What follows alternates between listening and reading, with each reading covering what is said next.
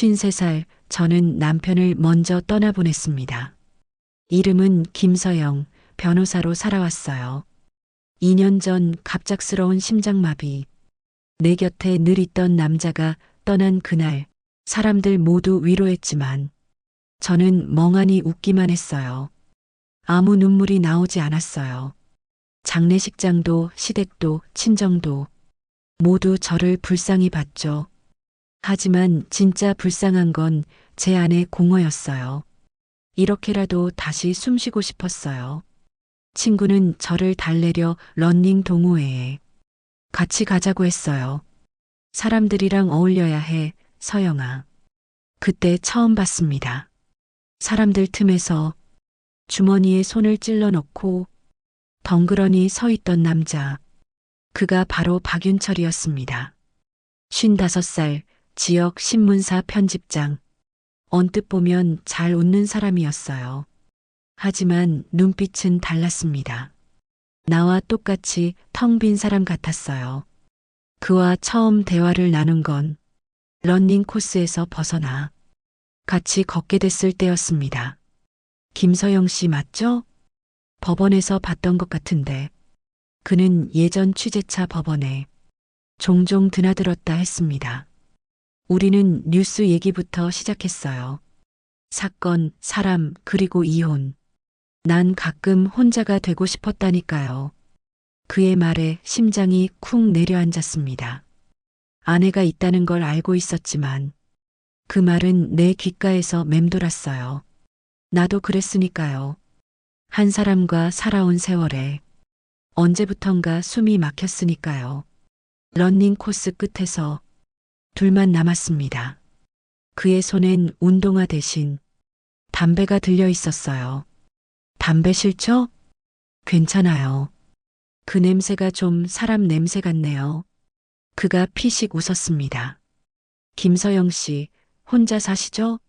나는 아무 대답도 못했습니다. 그의 눈이 내 눈을 담고 한 번 더 흔들렸습니다. 그날 이후 우린 둘이 같이 달렸습니다. 비 오는 날에도, 추운 밤에도, 사람들이 다 집으로 간 뒤에도 그는 늘 내 옆에 있었습니다. 그의 걸음에 맞춰 달리다 보면 죽은 남편 얼굴도 잊혔습니다. 같이 맥주 한잔 할까요? 처음엔 달리기를 핑계로 둘만의 시간을 가졌습니다. 작은 편의점 테이블에 앉아 캔맥주를 기울였습니다. 그의 손이 내 손을 스쳤을 때 난 웃으면서도 두려웠습니다. 하지만 더 이상 내 안에 갈라진 틈을 가릴 수 없었어요. 윤철은 나와 비슷한 상처를 가진 사람이었어요. 그의 아내는 오랫동안 다른 세계에 빠져 있었다 했습니다. 집에 있어도 서로 낯선 사람 같았다 했죠. 나와 같았습니다. 죽은 남편이 살아있었을 때도 우린 이미 남보다 더 멀었습니다. 그는 내 무릎 위에 조심스레 손을 얹었습니다. 서영 씨, 나 너무 외롭다. 그 말은 내 머리가 아니라 몸을 먼저 녹였습니다. 그날 밤 나는 내 차가운 집 대신 그의 따뜻한 모텔방에 누웠습니다. 밖에선 비가 내렸고 창문엔 빗물이 흘렀습니다. 그 빗방울이 내 살갗으로 스며드는 듯 했어요. 아침이 되니 나는 다시 김서영 변호사였습니다. 하지만 그의 향이 내 목덜미에 가득 맴돌았습니다. 끝이겠지. 애써 스스로를 다독였지만 윤철은 그날 이후 더 깊숙이 들어왔습니다. 런닝복 안에 숨겨둔 비밀스런 쪽지처럼 우린 동호회라는 틀 안에 숨어 비밀을 키웠습니다. 그의 부인이 누구인지 그때까지만 해도 몰랐습니다. 단지 그가 내 삶에 뚫린 구멍을 막아주는 사람이었으니까요. 1년이 그렇게 흘렀습니다. 나도 그는 도망칠 마음은 없었습니다. 우린 뻔뻔했습니다. 마치 둘 다 한 번쯤은 미쳐봐야 했다는 듯이. 하지만 그 불장난은 결국 들킬 수밖에 없었죠. 어느 날 런닝 모임 뒤풀이 자리에서 나를 똑바로 바라보는 여자가 있었습니다. 그녀의 얼굴을 보는 순간 심장이 멎는 줄 알았습니다. 내 고등학교 절친 한지연이었습니다. 그리고 그녀가 박윤철의 아내였습니다. 나는 입을 열 수 없었습니다. 하지만 지연은 웃었습니다. 커피잔을 들어 올리며 말했습니다. 서영아, 우리 셋이서 어떻게 살까? 그 말은 또 다른 문을 열었습니다. 좋은 사람이 되고 싶었습니다. 하지만 그보다 살아있는 사람이 되고 싶었습니다. 여러분, 이 이야기가 궁금하다면 좋아요, 구독, 댓글로 함께 해주세요. 더 깊고 금단의 밤으로 당신을 데려갈게요. 한지연, 내 고등학교 시절을 함께 울고 웃었던 친구, 졸업하고 각자 살 길을 가면서 연락이 끊겼던 이름, 그 이름이 내 연인의 아내라니.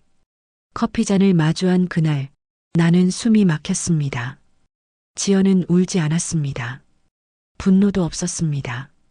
그저 묘한 미소를 띠고 있었습니다. 서영아, 널 원망해야 할까?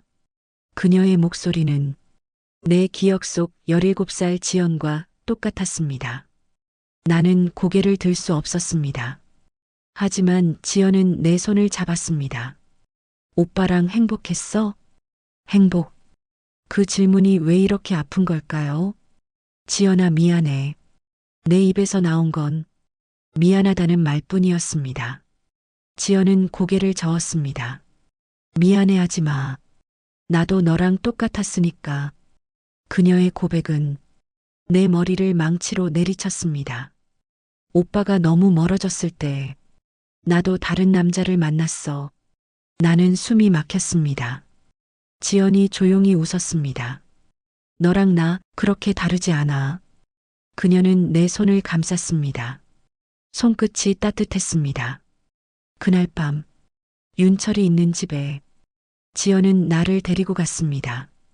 윤철은 놀란 표정으로 우리를 번갈아 봤습니다. 지연은 웃으며 윤철의 볼에 입맞춤을 했습니다. 오빠, 우리 솔직해지자. 그리고 내 손을 윤철의 손 위에 올렸습니다. 그 순간 내 심장은 미쳐 날뛰었습니다. 이건 무슨 게임일까? 지연은 와인잔을 꺼냈습니다. 셋이서 마주 앉아 와인을 기울였습니다. 잔이 비워질 때마다 셋 사이에 금기도 녹았습니다. 내 손등을 스치는 지연의 손가락, 그 손끝은 여자이자 친구로서 나를 다시 깨웠습니다. 윤철의 시선은 점점 달아올랐습니다. 그는 지연의 귀에 뭔가를 속삭였습니다. 지연은 고개를 끄덕였습니다. 그리고 내 손을 잡아 끌었습니다. 침실 문이 닫혔을 때 내 머릿속은 텅 비었습니다. 이성은 잠들고 몸만 살아 있었습니다. 지연이 내 옷을 벗겼습니다. 그녀의 손끝에서 17살 시절의 장난기 대신 어른 여자의 욕망이 느껴졌습니다.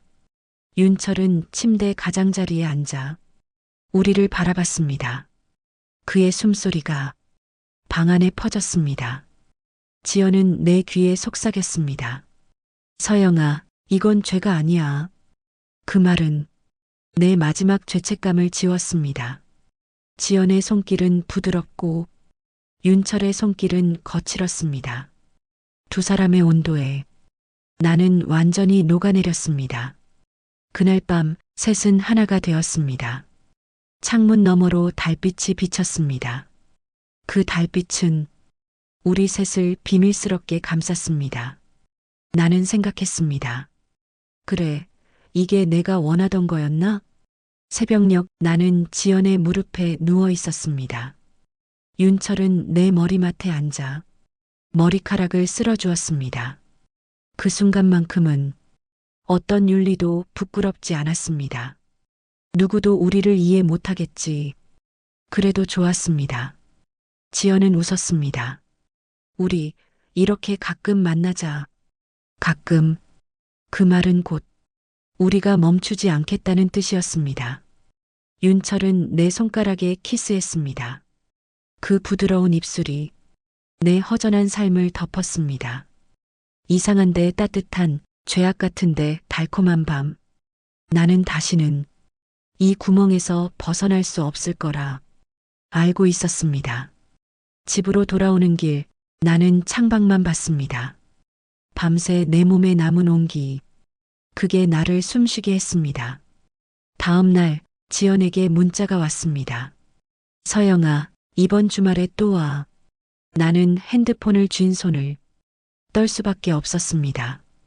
그 손끝에 희미한 미소가 번졌습니다. 이제 나는 그들을 원망할 수도 떠날 수도 없었습니다. 오히려 감사했습니다. 죽어가던 내가 다시 살아났으니까요. 그들의 부부는 이미 완전하지 않았습니다. 그 틈에 내가 들어간 것뿐이었습니다. 누가 뭐라 해도 나는 다시 돌아갈 생각이 없었습니다. 내 안의 욕망은 이제 멈출 수 없었습니다. 다음 모임을 위해 런닝화 끈을 조이며 나는 생각했습니다. 이게 내 마지막 봄이 될지라도 나는 이 불꽃을 꺼뜨리지 않을 겁니다. 런닝 동호회는 여전히 우리 셋의 안전한 가면이었습니다. 사람들 속에 섞여 땀을 흘리고 숨을 고르면서도 우리 셋은 눈빛으로 밤을 약속했습니다. 서영 씨, 이번 주에 숲길 뛸래요? 윤철은 여전히 사람들 앞에선 신사였습니다. 지연은 여전히 웃음 많은 부인이었습니다. 나만이 아는 진실, 그들이 내 몸을 같은 밤에 품는다는 것, 그 사실이 날 더 살아있게 했습니다. 첫밤 이후 지연은 더 대담해졌습니다. 런닝 모임 뒤풀이에서 내 허벅지를 슬쩍 쓰다듬고 눈웃음을 쳤습니다. 오늘 오빠 집 갈 거지? 가슴이 쿵 내려앉았습니다. 그 말은 나를 더 깊은 덫으로 끌어들였습니다. 그날 밤 윤철의 집엔 셋뿐이었습니다. 테이블엔 와인 대신 위스키가 올려졌습니다. 쏟아지는 잔 속에서 우린 서로를 빨아들였습니다. 지연은 내 무릎에 기대어 윤철을 바라봤습니다. 오빠, 서영이 좋지? 그의 대답은 내 귀에만 들렸습니다. 좋아, 미치도록. 그 순간 지연은 웃었습니다. 그리고 나를 향해 목덜미에 입맞춤을 했습니다. 그 입술이 내 척추를 타고 내려갔습니다. 윤철의 손이 내 손목을 잡았습니다. 숨이 멎을 듯 했지만 나는 저항하지 않았습니다.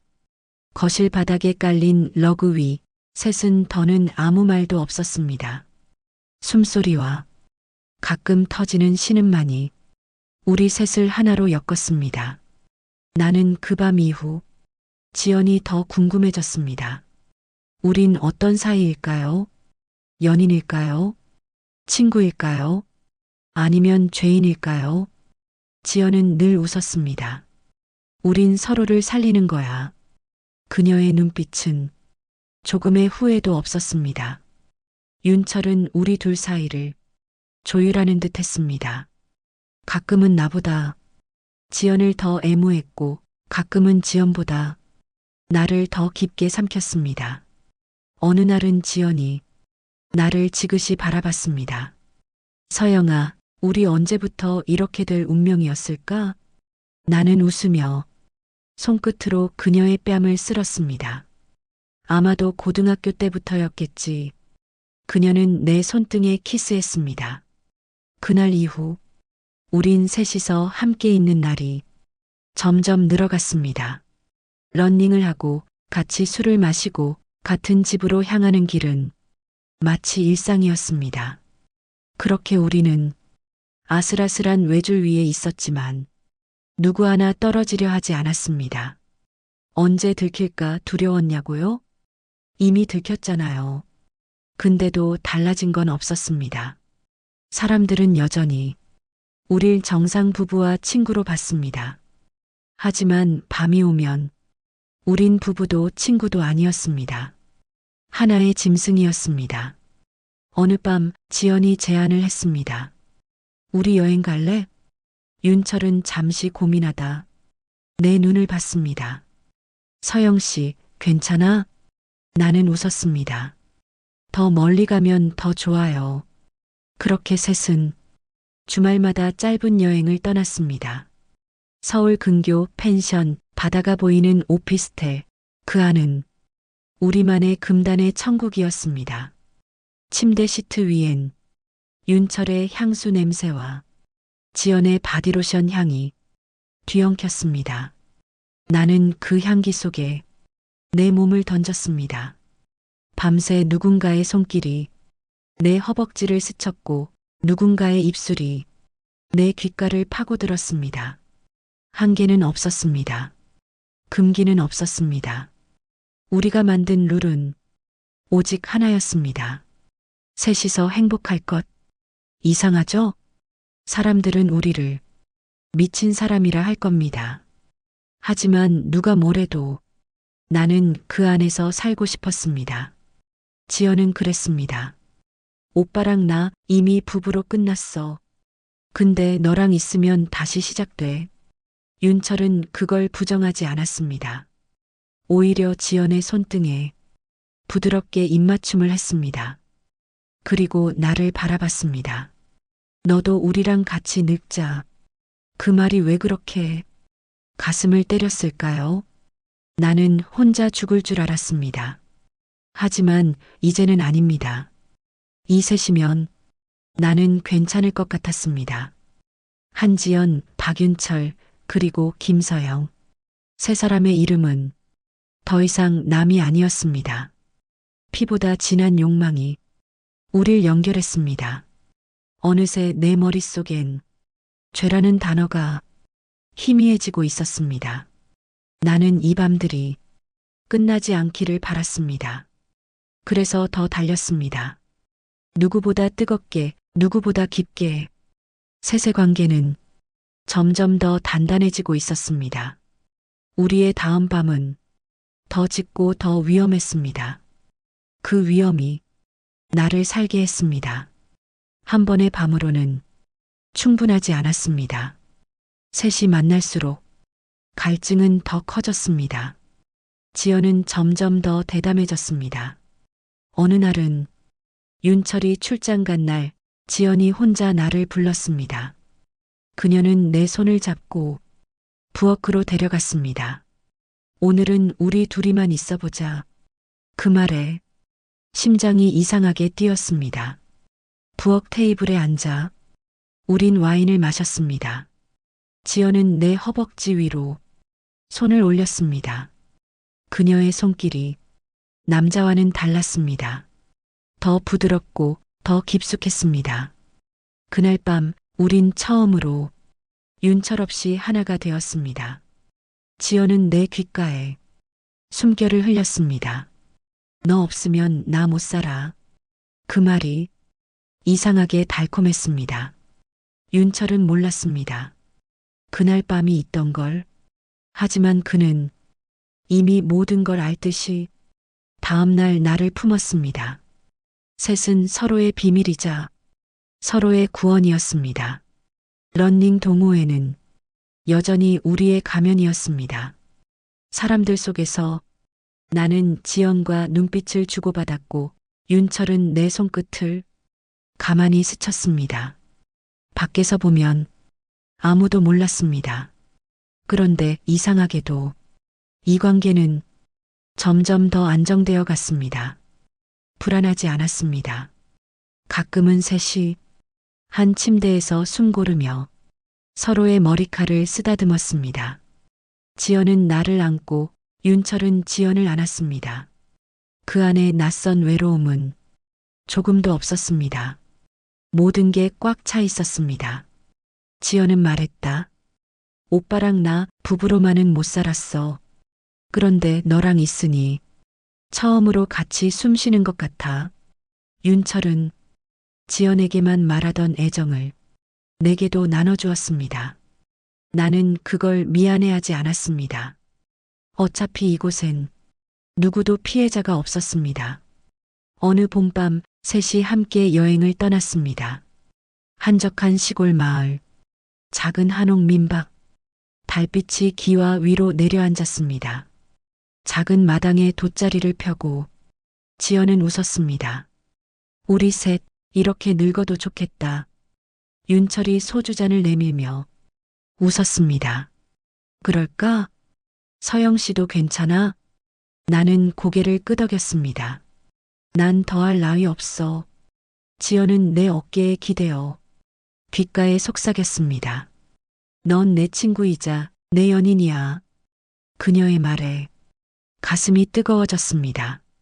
남자도 여자도 아닌 사람 대 사람으로 그 밤 셋은 작은 다락방에서 서로를 덮었습니다. 창문 너머로 바람이 스쳤습니다. 윤철은 지연을 품고 나는 윤철을 끌어안고 지연은 내 손을 꼭 쥐었습니다. 숨소리가 엉키고 희미한 신음이 낡은 한옥의 문틈으로 새어나갔습니다. 그 순간만큼은 어떤 도덕도 의미 없었습니다. 죄도 비난도 아무것도 우리를 갈라놓을 수 없었습니다. 나는 그 사실이 무서우면서도 달콤했습니다. 서울로 돌아오는 길, 지연은 내 손을 잡았습니다. 우리 매주 이렇게 여행하자. 윤철도 웃었습니다. 그래. 숨이 붙어 있는 한 러닝 동호회는 점점 뒷전이 됐습니다. 우리 셋은 이미 달려야 할 곳을 찾았으니까요. 어디로 달려도 좋았습니다. 밤이 오면 우린 더 단단해졌습니다. 그 관계는 더는 구멍이 아니라 서로를 꽉 채워주는 무언가였습니다. 가끔은 지연이 나보다 윤철에게 기대었습니다. 그럴 땐 조금 서운하기도 했습니다. 하지만 이 관계가 한쪽으로 기울지 않도록 서로가 서로를 끌어당겼습니다. 서로의 외로움과 욕망을 공평하게 나눴습니다. 나는 거울 앞에 섰습니다. 주름진 목선, 살짝 내려앉은 어깨. 하지만 눈빛만은 20살 때보다 더 반짝였습니다. 지연과 윤철은 내가 잊었던 나를 다시 깨웠습니다. 나는 이제 혼자가 아닙니다. 셋이서 하나가 되는 밤, 그것만 있으면 남은 생도 무섭지 않았습니다. 이 이상한 삼각형 안에서 나는 살아 있었습니다. 이 관계가 끝나지 않길 바랐습니다. 어차피 우린 세상 바깥의 가족이니까요. 그리고 나는 이제야 정말 나를 사랑하게 됐습니다. 러닝 동호회는 이제 우리에게 명분이 아닙니다. 사람들 틈에서 숨죽여 눈빛을 주고받던 시절은 아득한 추억이 됐습니다. 이제는 아무도 우릴 숨기지 않습니다. 우릴 아는 사람은 아무도 없기 때문이죠. 셋이서 만든 작은 세계. 그곳엔 법도 원칙도 윤리도 허락받지 않았습니다. 그런데도 우린 세상에서 가장 정직했습니다. 거짓은 하나도 없었으니까요. 지연은 더 밝아졌습니다. 윤철은 더 부드러워졌습니다. 그리고 나는 더 단단해졌습니다. 어느 날 밤 지연이 내게 물었습니다. 서영아, 후회 안 해? 나는 그녀의 머리카락을 조심스럽게 넘겨주었습니다. 후회했으면 이렇게 오래 못 버텼겠지. 윤철은 우리 둘을 바라보다 잔잔히 웃었습니다. 너희 둘 보면 내가 다 배우는 것 같아. 그 말에 지연이 웃었습니다. 뭘 배워? 배우긴 뭘 배워. 셋은 작은 다툼도 했습니다. 누군가는 더 사랑받길 원했고 누군가는 더 주고 싶었습니다. 가끔은 지연이 울기도 했습니다. 너랑 있으면 내가 부인인지 친구인지 모르겠어. 그럴 때마다 나는 그녀를 꼭 안았습니다. 우린 그냥 우리야. 무슨 이름이 필요해? 윤철은 뒤에서 우리 둘을 감싸 안았습니다. 그의 손길은 여전히 뜨겁고 묵직했습니다. 이제는 낯설지 않은 셋의 체온이 내 몸에 스며들었습니다. 사람들은 우리를 미쳤다 하겠죠. 그래도 좋습니다. 이건 우리의 선택이니까요. 어느새 계절이 몇 번이나 바뀌었습니다. 봄꽃이 피고 여름비가 내리고 가을바람이 불고 겨울 눈이 녹아도 셋은 같은 집, 같은 방, 같은 숨결을 나눴습니다. 런닝화는 이제 현관 구석에 놓여 있습니다. 하지만 마음은 여전히 달리고 있었습니다. 그 밤 우린 셋이 거실에 모여 소파에 몸을 묻었습니다. 지연은 내 다리에 기대어 윤철과 눈을 마주쳤습니다. 우리 이렇게 늙어 죽을 수도 있을까? 윤철은 내 손을 잡았습니다. 죽을 때도 같이 있자. 지연은 내 손을 잡았습니다. 그래, 우리 끝까지 같이 가자. 나는 웃었습니다. 머릿속에 남편의 묘비가 희미하게 떠올랐습니다.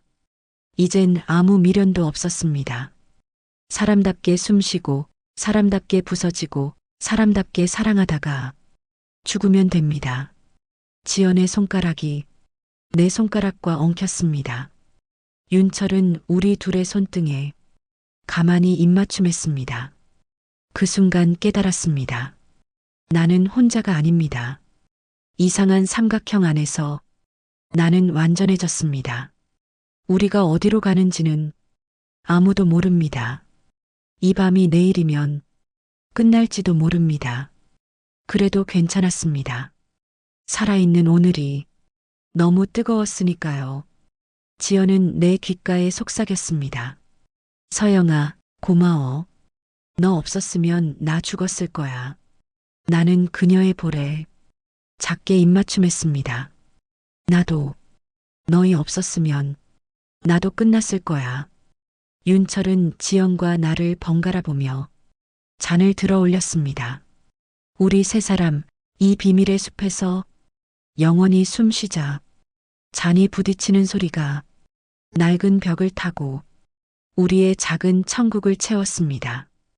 달빛이 창문을 스쳤습니다. 그 달빛 아래 우리는 벌거벗은 진심으로 서로를 쓰다듬었습니다. 숨소리가 얽히고 살결이 스쳤습니다. 나는 이제 두렵지 않습니다. 사랑은 원래 이기적인 것이니까요. 이기적인 만큼 솔직하니까요. 누구도 모르는 밤에 나는 다시 살아납니다. 지연의 향기, 윤철의 손길, 그리고 내 심장 소리가 하나가 되어 울렸습니다. 지금 이 순간 나는 완벽히 숨쉬고 있습니다. 여러분, 이 긴 이야기 끝까지 함께 해주셔서 고맙습니다. 혹시 마음이 흔들리셨나요? 좋아요와 구독, 댓글로 꼭 알려주세요. 우리의 비밀 같은 밤을 함께 기억해요. 여기까지 셋이 만든 세상 이야기였습니다.